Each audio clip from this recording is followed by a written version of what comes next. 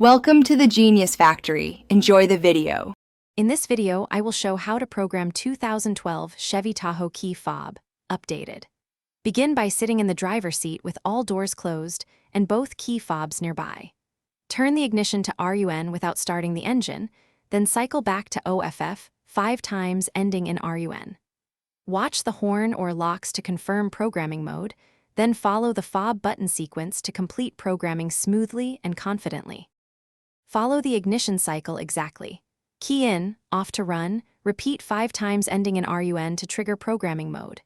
When the vehicle acknowledges programming, press the lock button on each fob within about 10 seconds to pair them.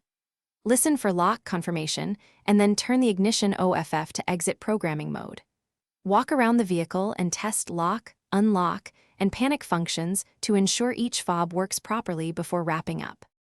On another note, if you're enjoying this guide, please subscribe and hit like to help the channel grow. Quick recommendation: life's too short for a stinky car, so grab a little Trees Black Ice as a small, refreshing upgrade for every drive. I've dropped a link and a few deals in the description so you can find it easily. Thank you for the support. Now let's get back to the video. If the procedure fails, don't panic. Replace the fob battery and repeat the steps carefully. Verify the vehicle battery has enough voltage, since low power can prevent programming from engaging. Remember that programming may overwrite existing remotes, so pair every fob you want to keep during the same session.